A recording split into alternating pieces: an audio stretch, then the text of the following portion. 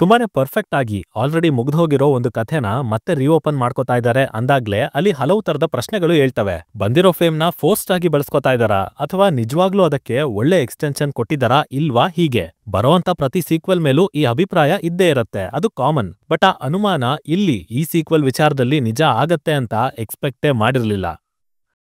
ಸುಳಲ್ the ವಾರ್ಟೆಕ್ಸ್ season 2 ಇದು ಪುಷ್ಕರ್ ಗಾಯತ್ರಿ ಅವರು direct ಮಾಡಿರುವಂತಹ ವೆಬ್ ಸೀರೀಸ್. ಮೊದಲ ಭಾಗ ಅಂದ್ರೆ ಸೀಸನ್ 1ರ ಕೊನೆಯಲ್ಲಿ ನಡೆದಿರೋ ಘಟನೆಗೆ ಮೂಲ ಕಾರಣ ಆಗಿರೋರ್ನ ನಂದಿನಿ ಕೊಲೆ ಮಾಡಿ ಜುಡಿಷಿಯಲ್ ಕಸ್ಟಡಿಗೆ ಹೋಗ್ತಾಳೆ ಅಂಡ್ ಈಗ ಆ ಕೇಸ್ನ ಟ್ರಯಲ್ ನಡೀತಾ ಇದೆ. ಬಟ್ ಹೀಗಿರುವಾಗ್ಲೇ ನಂದಿನಿ ಪರ ವಾದ ಮಾಡ್ತಿದ್ದಂತ ಅಡ್ವೊಕೇಟ್ ಸತ್ತು ಹೋಗ್ತಾರೆ. ಇನ್ಫ್ಯಾಕ್ಟ್ ತಮ್ಮದೇ ಮನೆಯಲ್ಲಿ ಹೆವಿ ಮಿಸ್ಟೀರಿಯಸ್ ಆಗಿ ಡೆತ್ ಆಗಿರ್ತಾರೆ. ಸೊ ಇದು ಸೂಸೈಡಾ ಅಥವಾ ಇಂಟೆನ್ಷನಲ್ ಮರ್ಡರಾ, ಅದನ್ನ ಪೊಲೀಸ್ನವರು ಹೇಗ್ ಸಾಲ್ವ್ ಮಾಡಿದ್ರು ಅಂಡ್ ಆ ಇನ್ವೆಸ್ಟಿಗೇಷನ್ ಹೇಗಿತ್ತು ಅನ್ನೋದನ್ನೆಲ್ಲ ನೀವು ಸೀರೀಸ್ ನೋಡಿನೇ ತಿಳ್ಕೋಬೇಕು. ಇನ್ನು ಆಕ್ಚುಯಲ್ ಆಗಿ ಸೀರೀಸ್ ಹೇಗಿದೆ, ನನಗೇನ್ ಇಷ್ಟ ಆಯ್ತು, ಏನೆಲ್ಲ ಕಷ್ಟ ಆಯ್ತು, ಇದೆಲ್ಲದ್ರ ಬಗ್ಗೆನೂ ಡೀಟೇಲ್ಡ್ ಆಗಿ ಮಾತಾಡ್ತೀನಿ. ಆದ್ರೆ ಅದಕ್ಕಿಂತ ಮುಂಚೆ ಚಾನಲ್ಗೆ ಹೊಸಬ್ರಾಗಿದ್ರೆ ಸಬ್ಸ್ಕ್ರೈಬ್ ಮಾಡ್ಕೊಳ್ಳಿ ಅಂಡ್ ವಿಡಿಯೋ ಇಷ್ಟ ಆಯ್ತು ಅಂದ್ರೆ ಡೆಫಿನೆಟ್ಲಿ ಒಂದು ಲೈಕ್ ಕೊಟ್ಟು ಕಂಟಿನ್ಯೂ ಮಾಡಿ. 1000 ಲೈಕ್ಸ್ ಅಂತೂ ಕಂಪ್ಲೀಟ್ ಆಗತ್ತೆ ಅನ್ಕೊಂಡಿದೀನಿ, ನೋಡೋಣ ಏನ್ ಮಾಡ್ತೀರಾ ಅಂತ.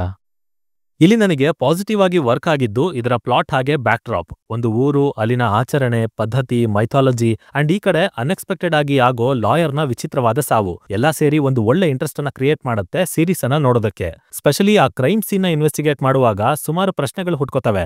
ಕೆಲವೊಂದಂತೂ ಅರೆ ಇದು ಹೇಗ್ ಸಾಧ್ಯ ಅನ್ನೋ ಮಟ್ಟಿಗೆ ತೀರಾ ಆಶ್ಚರ್ಯಪಡಿಸ್ತವೆ. ಸೊ ಆ ವಿಷಯಕ್ಕೆ ಸಂಬಂಧಪಟ್ಟಂತೆ ಏನೇನ್ ಬರ್ಕೊಂಡಿದ್ದಾರೆ, ಏನೆಲ್ಲ ಬೆಳವಣಿಗೆ ಆಗತ್ತೆ, ಅದು ಸಖತ್ ಇಷ್ಟ ಆಯ್ತು. ಅಂಡ್ ಆ ಪ್ರಶ್ನೆಗಳಿಂದಾನೇ ಸೀರೀಸ್ ಕೊನೆವರೆಗೂ ನಮ್ಮನ್ನ ಎಳ್ಕೊಂಡು ಹೋಗತ್ತೆ ಅನ್ಬೋದು. ಇನ್ನು ಈ ಇನ್ವೆಸ್ಟಿಗೇಷನ್ ಜೊತೆಗೆ ಮೈಥಾಲಜಿಕಲಿ ಒಂದಷ್ಟು ಕನೆಕ್ಷನ್ ಕೊಟ್ಟಿದ್ದಾರೆ, particularly 3rd and 4th episode ನಲ್ಲಿ.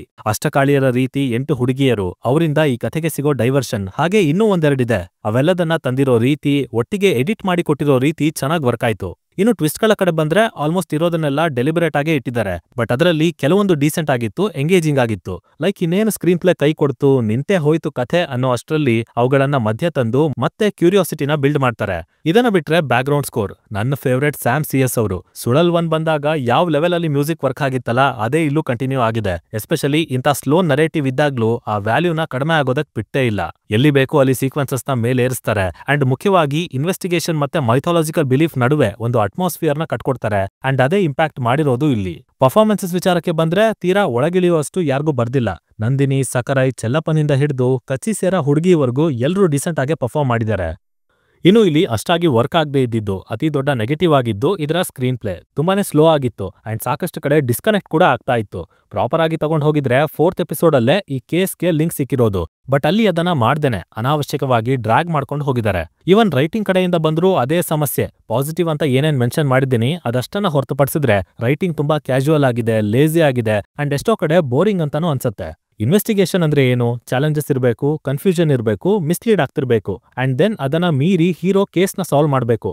ಮುಖ್ಯವಾಗಿ ಇದ್ಯಾವುದು ಡೆಲಿಬರೇಟ್ ಆಗಬಾರ್ದು, ನ್ಯಾಚುರಲ್ ಆಗಿ ಬರಬೇಕು. ಬಟ್ ಅದೇ ಇಲ್ಲಿ ಆಗಿಲ್ಲ. ಟ್ವಿಸ್ಟ್ಗಳೇ ಆಗ್ಲಿ, ಮಿಸ್ಲೀಡ್ ಮಾಡಿರೋ ಕ್ಯಾರೆಕ್ಟರ್ಸೇ ಆಗ್ಲಿ, ಎಲ್ಲ ಒಂಥರ ಫೋರ್ಸ್ ಅನ್ಸ್ಬಿಡತ್ತೆ.